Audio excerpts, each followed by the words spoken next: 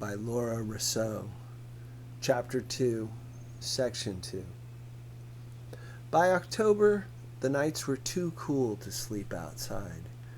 Pablo would drag his comforter into my room and sleep on the floor by my bed. I tried picking him up and laying him next to me, but he would always climb back down. We enrolled him in full-day kindergarten. The teacher said he was well-behaved and followed directions, but never talked. He spent recesses alone, watching the other children. He seemed to live more in the realm of spirits and shadows and night than in the daylight world of games and toys that most 6-year-olds inhabit. Sometimes, in the evenings, he slipped a book silently into my hands. Strangely enough, his favorites were books of poetry and The Little Prince.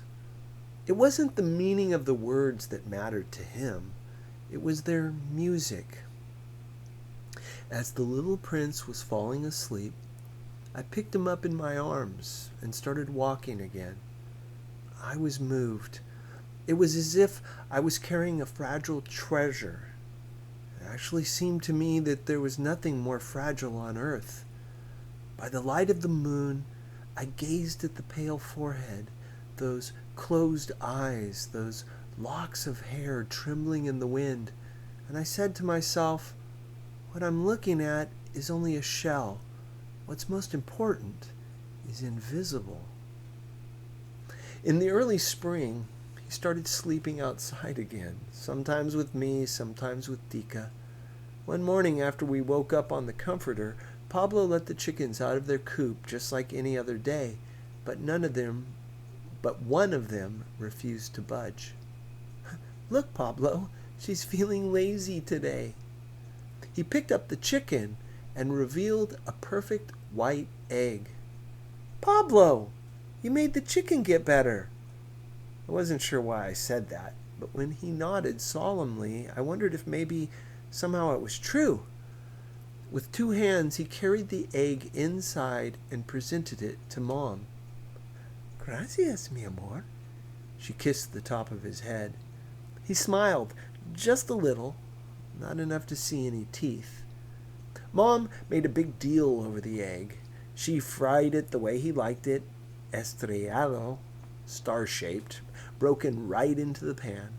She served it to him on a fancy plate with gold-painted rim. That night at dinner, Pablo spoke. He spoke in a burst of Spanish peppered with English. He spoke as though he were giving a school report, as though he'd been rehearsing the words in his head.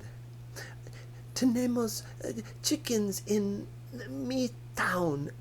Mi town se llama Santa Maria Nequimi. Está por las mountains y tenemos chickens allá.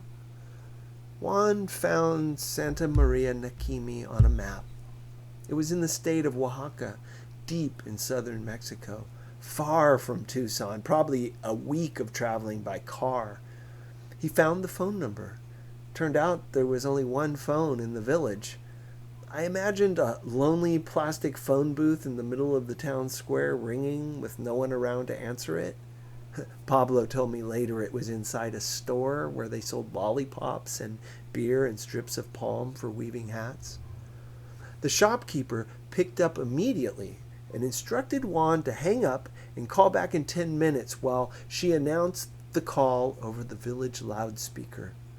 Pablo sat on Dika's heavy thighs, which protruded from sky-blue shorts. He traced the purple rivers of veins under her skin, something that always seemed to calm him. Soon he grew restless and shifted from one leg to the other. Ya, podemos llamar? And a minute later, we call, yes? Then, ya, son 10 minutos. Finally, Juan dialed, and we all held our breath. Juan introduced himself and explained how we ended up with Pablo. He listened and nodded a few minutes, then passed the phone to Pablo. Pablo talked with his uncle, mostly saying sí and no at first, and then like a rush of water, telling him in Spanish how the chickens were laying eggs again and how many toys he had in the bathtub and how his teacher gave him a Red Star sticker and how he got a strike when he went bowling last week and how we'd seen a movie about a pig who wanted his mom. Afterward, Juan gave us the highlights. He had spoken with an uncle. Pablo's aunts and uncles and grandmother had heard about the 7 dead migrants. They prayed every night that Pablo and his parents weren't part of that group. They were losing hope as more time passed. Then they heard that one boy remained alive. They made some calls trying to get information without success. The grandmother, who the uncle said, quote, knows things, assured everyone that if the boy was Pablo, he was safe and would call when he was ready. Finally, they decided to trust that if the boy was Pablo, he'd be in good hands. In the days that followed, we called them 3 more times. Mom and Juan and Pablo spoke with his aunts and uncles, cousins, grandmother. I'd had no idea he was linked to all these people. Like the spearmint in our yard whose roots spread out buried in the dirt. If you tried to pull out one plant, you'd end up following the route that led you like a winding road to another plant and another and another. Pablo had a whole network of hidden relatives who could take turns sleeping beside him and reading him stories. During the 4th phone call, an aunt told Mom, "We have decided something. It would be good for Pablo to grow up in your rich country with all the opportunities there. This is what his parents wanted for him. You see, here he will be no one. He will grow up poor. He will stop school at 8th grade to work in the fields and barely make enough to eat. We know you are good people. We hear this in his voice, in your voice. We know that you care for him well. If you want to keep Pablo," the aunt concluded, crying, "and if Pablo wants to stay with you, that is all right with us." Mom and Juan weren't sure it was best for him to stay in Tucson, but Dika insisted it was. For once, I agreed with Dika. If Pablo left, the chickens would probably stop laying eggs, and I'd mope along with them feeling useless. In the end, we decided that Pablo should stay at least until the end of the school year because, after all, he was just starting to talk and raise his hand in class. That way, Mom and Juan could save up money for plane tickets and afford time off work.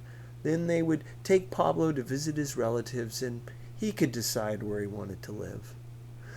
"Too big decision for little boy," Dika clucked, shaking her head. Over the next week, we stood in lines and waited hours in plastic seats at a government building to get permission to travel with Pablo. The CPS man said we could take Pablo to visit his village, and if he and his closest relatives decided he could live with us, we'd have to sign adoption papers. I wanted to stretch out my time with Pablo. We all did. Now, when Mom came home from work, exhausted from being on her feet all day at the cafe, instead of lying in the hammock and having a beer, she sat cross-legged on the floor with Pablo and played Chinese checkers. Juan started spending his weekends building a playhouse in the far corner of the yard, letting Pablo bring him tools and hold the wood while he sawed. As they worked, he told Pablo the folk tales he used to tell me when I was little. Usually, the star of the story was a scraggly little orphan who went on a quest somewhere, to the moon or the bottom of the sea or inside a deep cave, and ended up finding a treasure and turning into a world-famous hero. Once in a while, Pablo talked about his relatives. He mentioned how good his cousin was at catching lizards or how fast he could run down the big hill in his village. But mostly, he seemed wrapped up in life with us and the chickens. Every morning he brought a handful of eggs to Mom. The 3 other hens, too, had started laying them. He was so proud of those eggs.